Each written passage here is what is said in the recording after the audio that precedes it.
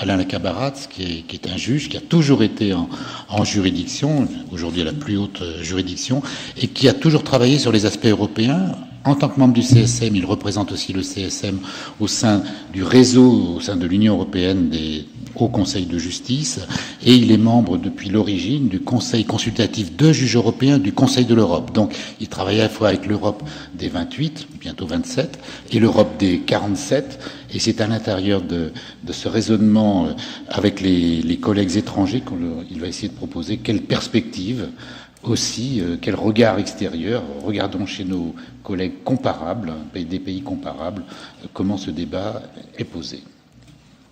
Vous avez la parole. Merci Jean-Paul. J'espère qu'il ne faudra pas un marché public pour changer l'imprimante qui dérange mon colocataire de bureau, Jean-Paul Jean, qui doit mettre un casque à chaque fois que je fais marcher mon imprimante. Je ne connais rien au financement des juridictions puisque je n'ai jamais été chef de juridiction. Je ne m'exprime pas au nom du CSM, mais seulement en tant que membre du Conseil consultatif de juges européens. Alors, qui est un organe consultatif. Au Conseil de l'Europe, vous avez pas mal de choses, et nos positions respectives le montrent bien. Vous avez la CEPEJ, qui est l'organe important du Conseil de l'Europe, et puis vous avez deux petits conseils consultatifs, le Conseil consultatif de juges européens, deux juges européens, parce que nous ne représentons pas les juges européens, mais seulement nous-mêmes, et on a parfois du mal à se représenter soi-même, et on ne représente pas non plus les procureurs qui ont leur propre conseil consultatif. Et donc je ne m'exprimerai qu'en cette qualité, pour dire que l'autorité judiciaire est-elle indépendante financièrement ? On aurait pu formuler la question autrement. L'autorité judiciaire est-elle indépendante sans indépendance financière ? Et c'est une question qu'on s'est posée au Conseil consultatif de juges européens. L'idée de nos travaux depuis 2001, puisque nous avons commencé à travailler en 2001, était de faire en sorte que l'indépendance ne soit pas seulement un mot inscrit dans les textes, mais puisse avoir une traduction concrète. Alors, traduction concrète au plan statutaire, c'est l'inamovibilité pour les juges. Et on sait malheureusement que c'est un problème dans pas mal de pays en Europe, même en ce moment. Et il faut également que cette indépendance ait une traduction financière, car le Conseil consultatif de juges européens, dans son avis numéro 2, a écrit ceci. Le financement des tribunaux a un lien étroit avec la question de l'indépendance des juges, dans la mesure où il détermine les conditions dans lesquelles les tribunaux exercent leur mission. Et le même avis indique qu'il existe un rapport évident entre, d'une part, le financement des tribunaux et, d'autre part, les principes de la Convention européenne des droits de l'homme. L'accès à la justice et le droit à une procédure équitable ne sont pas assurés dans des conditions normales si une affaire ne peut être examinée dans un délai raisonnable par un tribunal disposant des crédits et moyens appropriés pour agir efficacement. Autrement dit, sans financement adéquat des tribunaux, il n'y a pas de tribunaux répondant, il n'y a pas de système judiciaire répondant aux exigences de la Convention européenne. Alors, si on prend la question de l'organisation budgétaire de la justice en Europe, on se rend compte qu'on a affaire à une situation particulièrement contrastée. Et là-dessus, je me réfère aux études faites par la CEPEJ. La CEPEJ, c'est quand même un organe important, même si j'ai un petit peu plaisanté tout à l'heure. Vous avez des études essentielles faites par la CEPEJ à propos de la qualité et de l'efficacité de la justice, et notamment une édition 2016 auquel je renvoie. Vous trouvez tout ceci sur le site du Conseil de l'Europe. Et qu'est-ce qu'on trouve dans ces études de la CEPEJ, qui ont d'ailleurs été suivies au plan de l'Union européenne par des études faites par le réseau européen des conseils pour la justice. Eh bien, on constate que pour les questions de préparation du budget de la justice, dans une grande majorité d'États, c'est le ministère de la Justice qui est l'institution compétente. Bien sûr, je laisse de côté le Parlement, qui est dans la quasi-totalité des cas l'organe décisionnaire, mais ça paraît assez naturel. Mais vous voyez apparaître parfois d'autres ministères dans le processus de préparation du budget, comme le ministère des Finances, dans 27 États, ce qui est quand même important, 30 États pour le ministère de la Justice, 27 États pour le ministère des Finances, et parfois d'autres institutions publiques, comme des services d'inspection qu'on voit apparaître aussi dans les phases préparatoires du budget dans certains États. En ce qui concerne la gestion du budget, sa répartition entre les tribunaux et l'administration des juridictions, on s'aperçoit que ces compétences sont le plus souvent assurées par le pouvoir exécutif, principalement le ministère de la Justice dans 23 États, le ministère des Finances, parfois aussi, même au niveau de l'utilisation des budgets dans 4 États. Les chiffres que je vous donne peuvent avoir changé, enfin les indications chiffrées que je vous donne peuvent avoir changé parce que, on l'a vu par exemple avec la Belgique, les situations peuvent évoluer au plan des textes assez rapidement. Alors, quelle est la place des institutions judiciaires dans ces phases de détermination et d'utilisation des budgets? On s'aperçoit que les conseils supérieurs de la magistrature ou les institutions équivalentes sont parfois impliqués dans la phase de préparation des budgets.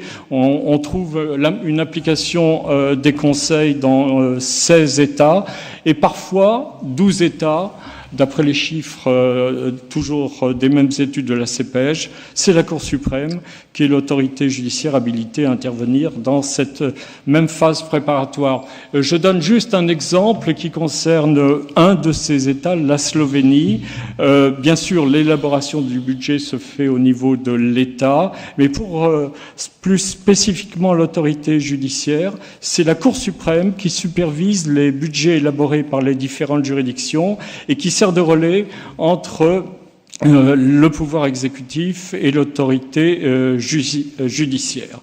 Et pour la phase d'exécution des décisions budgétaires, de gestion des budgets, parfois ce sont les juridictions ou le Conseil supérieur de la magistrature ou organe équivalent qui supervise la gestion des moyens budgétaires, mais encore une fois, dans la majorité des cas, ces questions relèvent des prérogatives du pouvoir exécutif.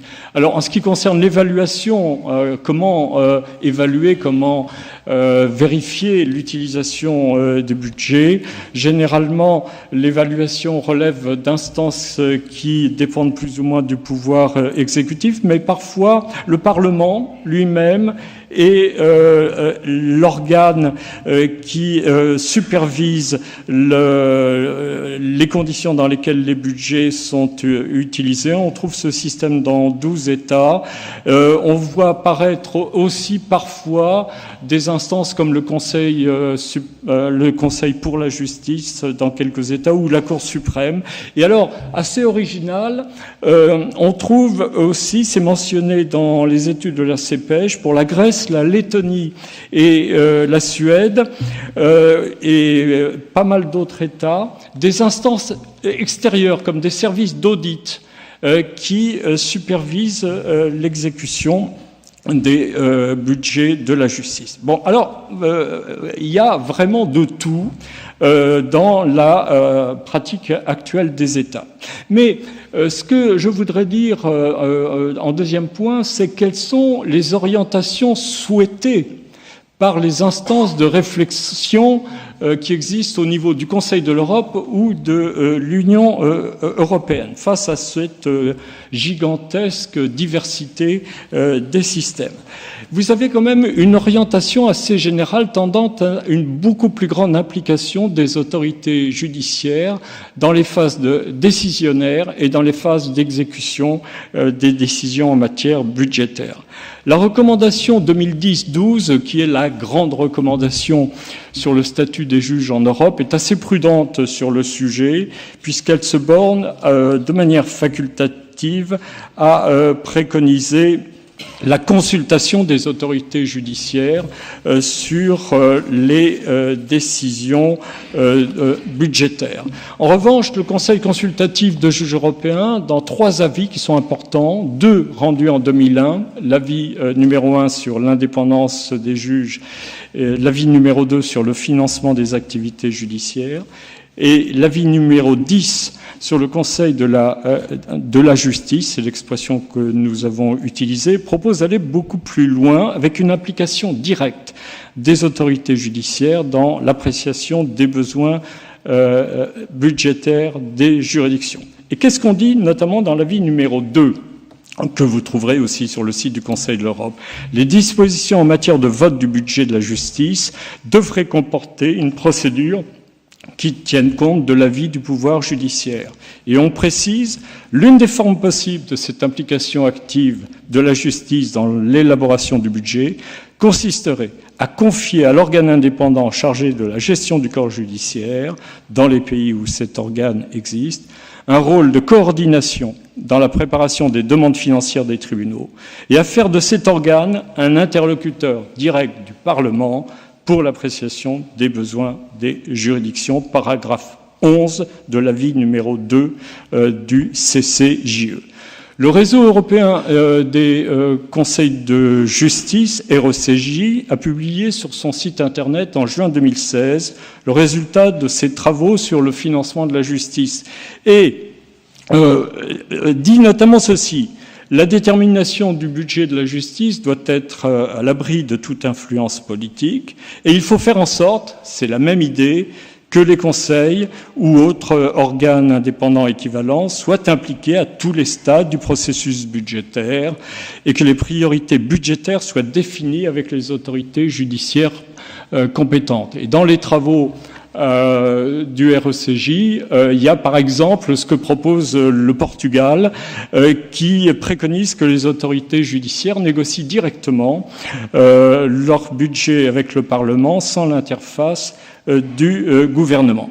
C'est dans le même sens au niveau de l'Union européenne que s'est prononcé au mois d'avril 2017 une conférence organisée par la Cour suprême de Lettonie à Riga, avec le concours d'autres cours suprêmes et de diverses universités, sous l'égide de l'Union européenne, donc.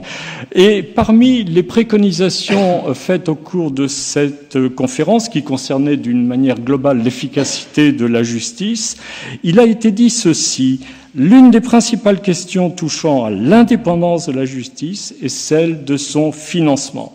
Une implication étroite du Conseil ou d'un organe équivalent à tous les stades de la procédure budgétaire est nécessaire afin de s'assurer du respect de l'opinion des juges concernant les ressources financières requises pour un système judiciaire effectif et efficace. Donc vous avez quand même une réflexion qui conduit à quelque chose qui n'est pas encore inscrite, hein, c'est clair, dans la pratique de la majorité des États, même si on le voit apparaître dans pas mal d'États. Pourquoi ?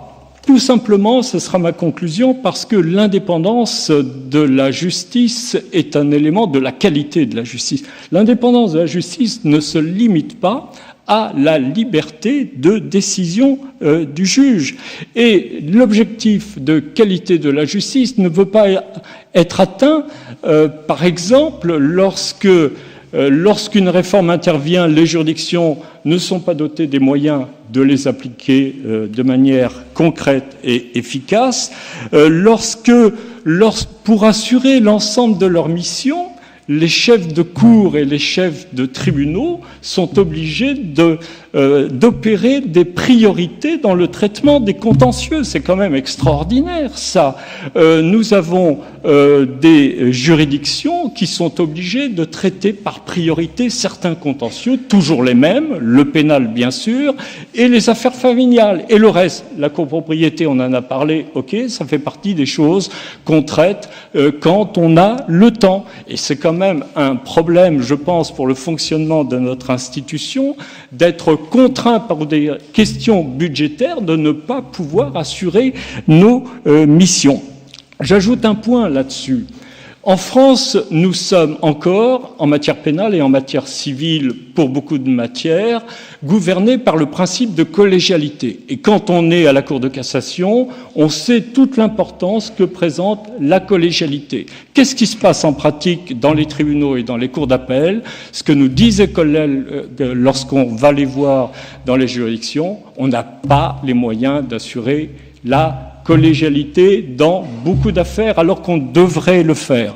Donc on perd un élément de richesse, on perd un élément de qualité parce qu'on n'assure pas de véritable collégialité. Là, je pense que ces quelques exemples montrent le lien étroit qui existe entre les questions budgétaires et les questions de qualité. Il ne s'agit pas pour nous, juges, de revendiquer un quelconque privilège. Il s'agit d'assurer aux citoyens qu'ils obtiendront par un tribunal qui a les moyens de travailler une décision de qualité dans un délai raisonnable, c'est tout. Et le Conseil de l'Europe passe son temps à le dire dans tous ses travaux, l'indépendance n'est pas un privilège pour les juges, c'est un dû aux citoyens, rien d'autre. Donc, je pense que nous avons encore un gros travail à faire pour parvenir à cette qualité. Merci.